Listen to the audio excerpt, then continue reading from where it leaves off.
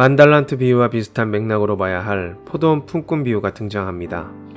천국은 임금과 같다고 했고 이번 천국은 집주인과 같다고 합니다.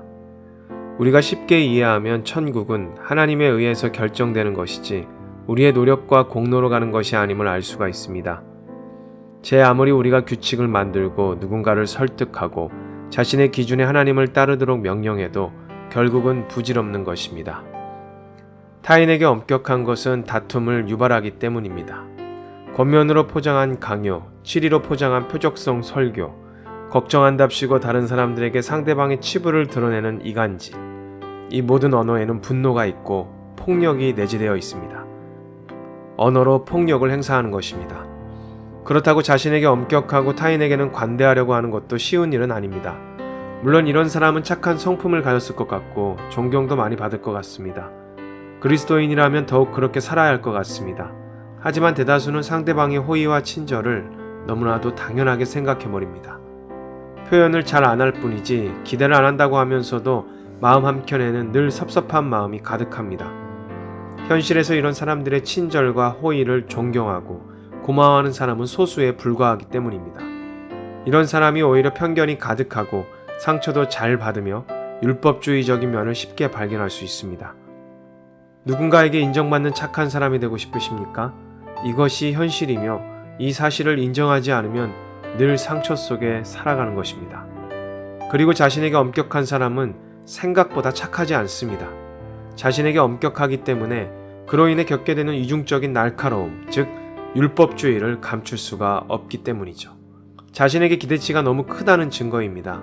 말로는 하나님이 나의 주인이라고 하지만 실제로 하나님은 아직 내 주인이 아니고 내가 이 세상의 주인이라는 것입니다.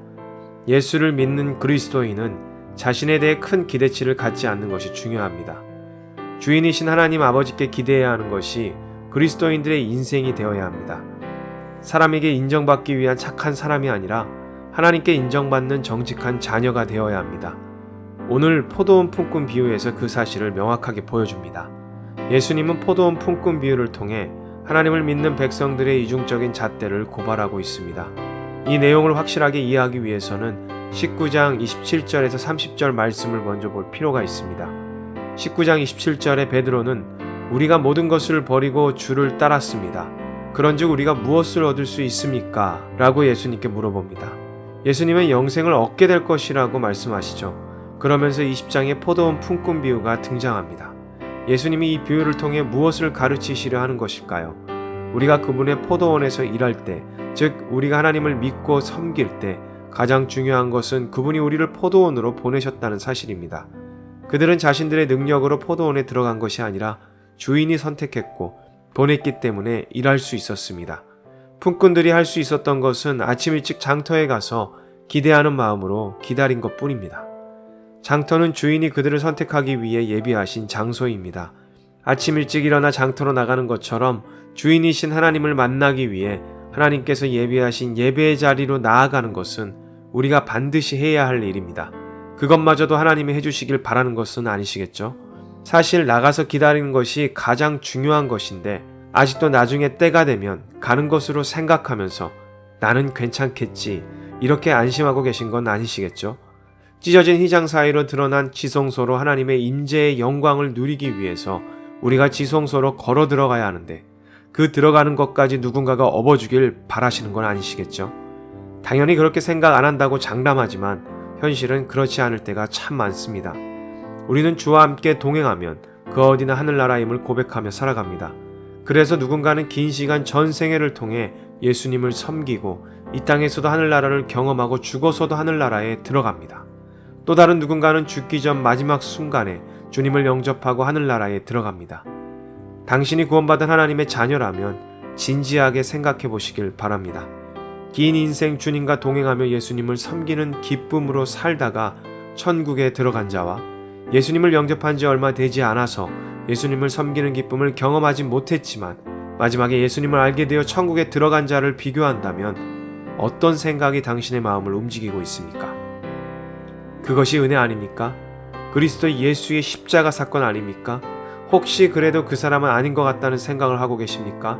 이 놀라운 하나님의 계획과 섭리가 나에게만 존재하는 비밀이 아닙니다. 자신이 깨달은 하나님의 은혜가 나에게만 주어지는 특별한 계획이라고 생각하시면 그것이 바리새인, 사두개인, 율법주의자, 영지주의자들과 불평하는 포도원 품꾼들과 전혀 다를 바가 없습니다. 타인의 생각과 그들의 가치관을 받아들이세요. 그들도 하나님 앞에 신실하다면 우리와 똑같은 포도원 품꾼일 뿐입니다. 하나님을 향한 우리의 신실함에 하나님은 반드시 보상해 주시며 1시간이든 12시간이든 80년 평생이든 단 1분이든 맡기신 일에 대한 신실함을 보상해 주실 것입니다. 맡기신 일에 대한 신실함을 보상해 주실 것입니다. 하나님을 섬김에 있어 장소와 시간에 상관없이 그분이 명하시는 대로 섬긴 이들에게 상을 주실 것입니다. 따라서 불평할 이유가, 시기와 질투할 이유가 전혀 없습니다. 받은 후 원망하지 마세요. 포도원 주인은 처음부터 한 데나리온을 약속했습니다. 주님의 뜻은 늘 선하시고 옳으십니다.